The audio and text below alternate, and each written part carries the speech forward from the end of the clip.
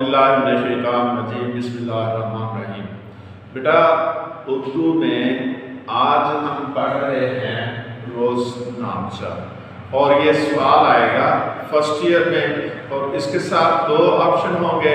एक होगा दरख्वास्त लिखें, दूसरा रुदात लिखें, और तीसरा होगा रोज़नामचा। बेटा, रोज़नामचा कैसे लिखना है और इसकी तरतीब क्या है, आज हम लोग सीखने की कोशिश करें। बेटा, रोज़नामचा से मुराद है कि आप अपनी डेली रूटीन में जो कुछ करते हैं उसको शाम को बैठ के लिख दें। एक दिन नहीं लिखा तो दूसरे दिन लिखा जा सकता है, 3 या 4 दिन बाद भी लिखा जा सकता है, लेकिन चूंकि अक्सरियत लोगों की इसको डेली लिखती रही, इस वजह से इसका नाम ही रोज़नामचा है। और इसमें करते क्या हैं, ये हमें हालात बताते हैं।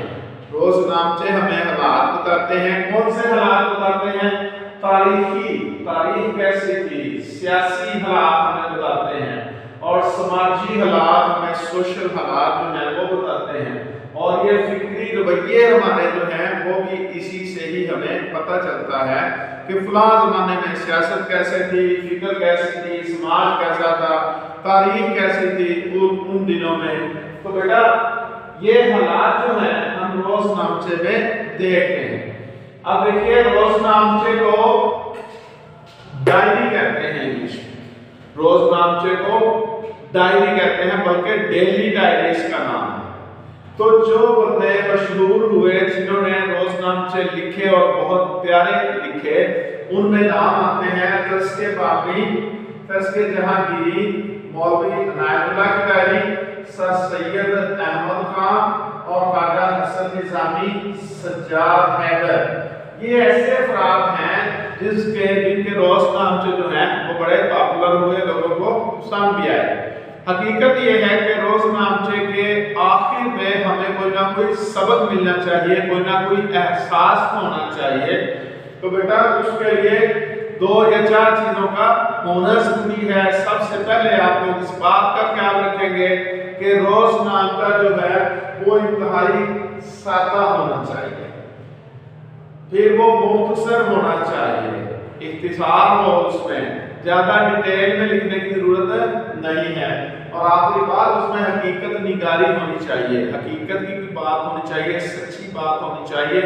ये ना हो कि आप तालिब इल्म की डायरी लिख रहे हैं और उसमें किसी और शख्सियत का जिक्र जो है वो बार बार करें। जो तालिब इल्म सारे दिन में काम करता है, उसी चीज़ को मद्देनजर रखते हुए आप अपना रोज़नामचा लिखेंगे। बेटा, आज का जो हमारा टॉपिक है वो है एक तालिब इल्म का रोज़नामचा। तो सबसे पहले और ज़रूरी चीज़ें जो अक्सर मैं बच्चों को बताता हूँ उर्दू में बहुत ज़रूरी हैं, वो है मार्जिनल लाइन, यानी कि साइड हाशिया आपने दोनों तरफ लगाना है। और कितना लगाना है? ये 1 इंच चौड़ाई का आपने लगाना है। और सवाल जब भी आप शुरू करें, शीट के टॉप से आप शुरू करें, स्टार्ट में आप लिखते हैं सवाल का नंबर और नीचे रोज़नामचा, और एक तालिब इल्म का रोज़नामचा आपने लिखा और नीचे ये छोटा सा डिजाइन बना दिया। ये सारी की सारी चीजें मार्कर से जब आप रोज़नामचा स्टार्ट करेंगे, फिर सारा पेन से लिखेंगे। अब इसको भी आप पैराग्राफ की शक्ल में लिखेंगे। पैराग्राफ क्या होता है? एक जो मार्जिन लाइन है उससे 1 इंच या 1.5 इंच का फासला छोड़ के आप पहली लाइन को लिखते हैं और ये आपका पैराग्राफ काउंट होता है। ये मैंने 1 और 2 लिखा हुआ है आपके सामने। ये 1 और 2 जो है आप लिखेंगे नहीं, ये आपको समझाने के लिए है। ये शीट की एक साइड है और यहाँ पे मैंने 2 पैराग्राफ बनाए हैं। आप इसी तरह एक साइड पे 2 पैराग्राफ बनाएंगे और फिर उसकी बैक साइड पे जाएंगे, बैक साइड पे भी इसी तरह 2 पैराग्राफ बनाएंगे।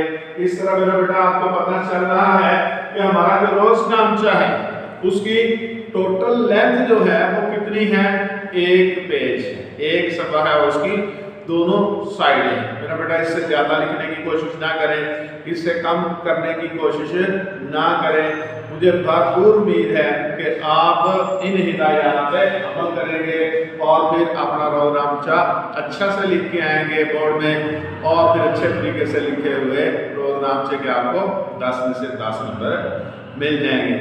मेरा बेटा इसके अलावा मेरे बनाए हुए नोट्स निखारे उर्दू और फिर मेरा चैनल जो यूट्यूब का उर्दू विद रज़ा, इन दोनों से आप इस्तिफ़ादा कर सकते हैं। अपने टीचर MA रज़ा को इजाज़त दीजिए। अल्लाह हाफ़िज़।